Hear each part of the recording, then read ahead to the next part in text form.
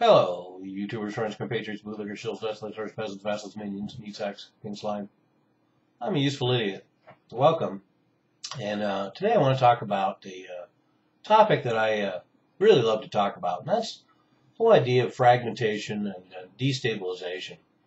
And the concept of fragmentation is something I did a whole video on, and that's the idea that part of the new global governance system will be a large framework, but for the countries themselves, I think there's going to be a tendency, as we've seen, to gravitate towards fragmentation and countries breaking up and seeing some sort of rectification for all the colonial borders, all the artificial colonial borders in the developing world. And we've seen that in different stages in different areas, certainly the breakdown of the Soviet Union, and breakup of various provinces into smaller sections, the breakup of Yugoslavia, and historically there's lots of examples, but I think this trend will continue. But the destabilization trend, the catalyst that unleashes fragmentation, is the choice, policy choice for the United States. And we see the results of that all over Africa, the Middle East, Asia, Eurasia. And this seems to be the model, and most recently in the Ukraine. And so it begs the question, if this is the modus operandi and the method that American foreign policy wants to use, and I suggest it is, then is Russia next? And the answer would be yes. And so the whole concept is not necessarily to have a confrontation, a World War III, that sort of scenario. We'll continue to see regional wars around the globe, and the United States will deal with that. But the ultimate policy for China and Russia is the encirclement and the economic and cyber warfare and gradual destabilization.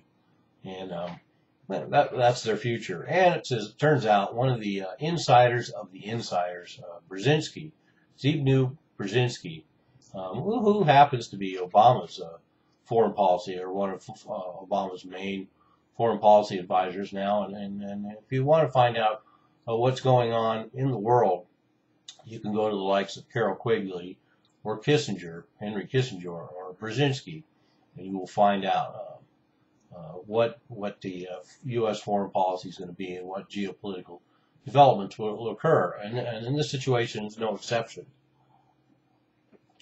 So we're turning now to an article that seems to be making the rounds again, and should, from Brzezinski in 1997, an article for Foreign Policy magazine, which is the journal for the Council on Foreign Relations. So that says it all. And he already taught, and the article is called "A Geostrategy for Eurasia," and he talks about Ukraine. I've already brought that up in other videos about his policy predilections for the Ukraine region, which we have seen unfold. He knew the importance of the Ukraine. The United States has recognized the importance of Ukraine, and certainly had that as an objective for some time.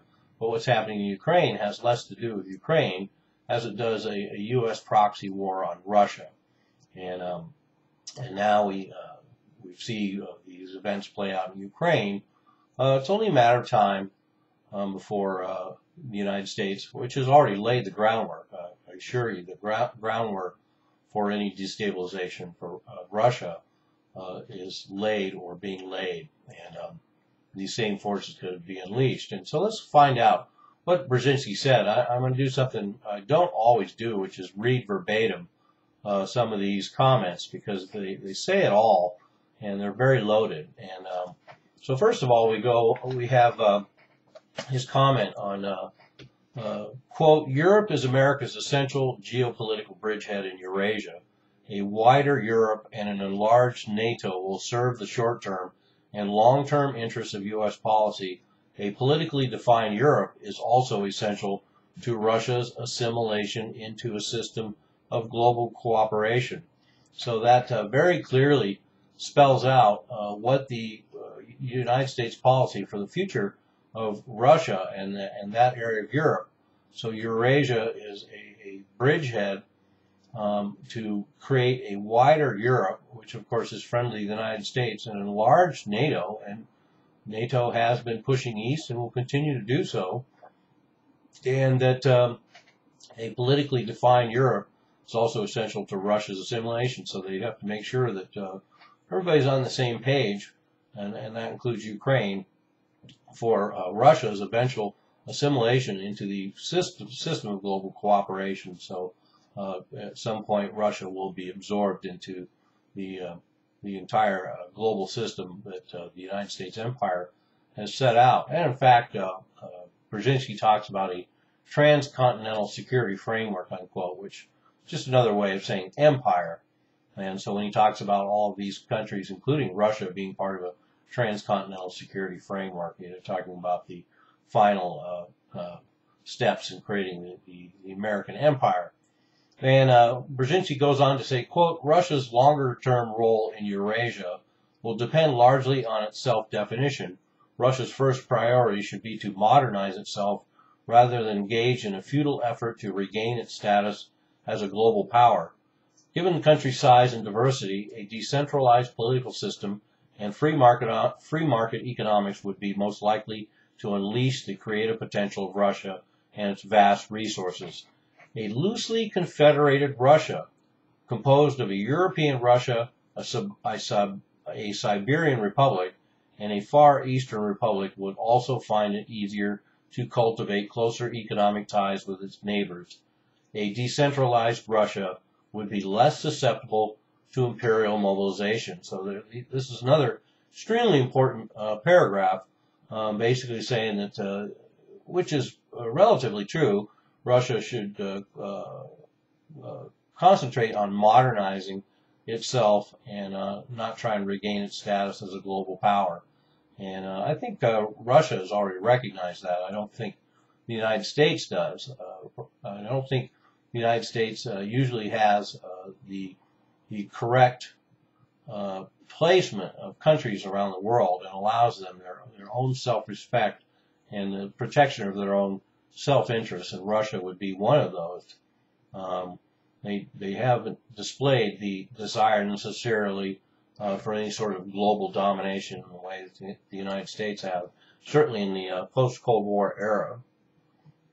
So anyway, and then he goes on to say that the country needs to decentralize its political system and get into free market economics. So in other words, to open itself up to Western exploitation, expertise, and access to their vast resources, which of course Brzezinski mentions specifically here and uses that term of vast resources. But of course the most startling aspect of this paragraph is the whole discussion of destabilizing Russia enough to break it up into three easier to work with regions. So what we find is that there would be a European Russia, and that would be integrated into the Eurozone, and then I assume the Siberian Republic and the Far Eastern Republic would just essentially be territories completely dominated by exploitation of resources. They're both those Siberian region and the Far Eastern part of Russia are very rugged, but they're loaded with vast resources, as they say. So they could be turned into giant resource extraction centers. And then, of course, the last paragraph, a decentralized Russia, which is a nice way of putting it. Decentralized Russia would be less susceptible to imperial mobilization. So in other words, once Russia is strangled off and dissected into smaller sections, then the possibility of them rising up as a confrontation and challenging American hegemony in the world would be eliminated, and that's the bottom line. And that's the same sort of policy we see with China, although for some reason the United States seems to be more willing to work with China, although things aren't working out so well in that department right now for U.S. foreign policy, as Russia and China are reuniting after all these years. And so let me go to one last quote from Brzezinski, and this isn't from that same article. This is from his book, The Grand Chessboard.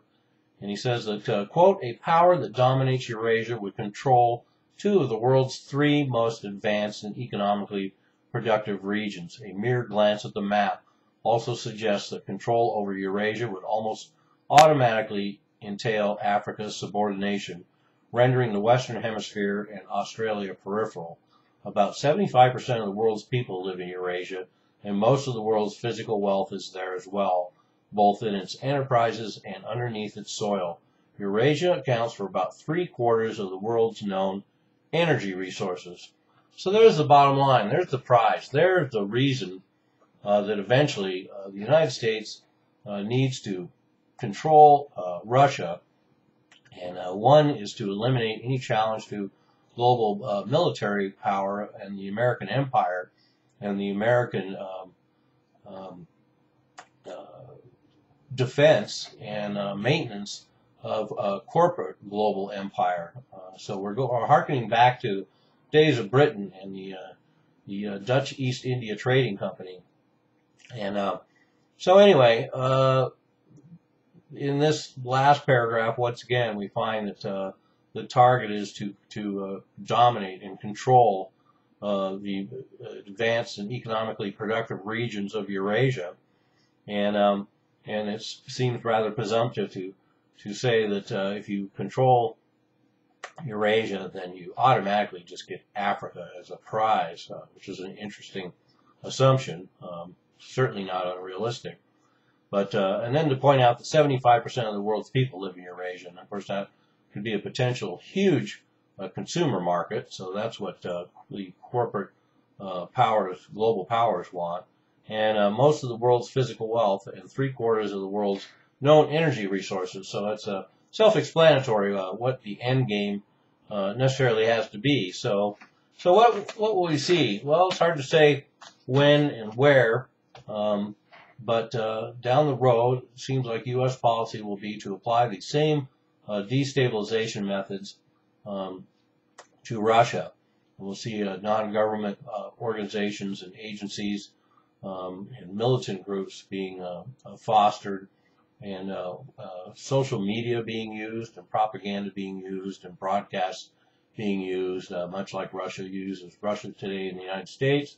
We'll see further economic and cyber warfare, and coordination with anybody outside of Russia that wants to maybe perhaps participate in some destabilization. But that will be the scenario for the future, and not necessarily a military showdown. Although, like I always say, don't want to rule that out, especially because if we find Russia backed into a corner, things can turn out significantly different than they do in some parts of the region, parts of the world.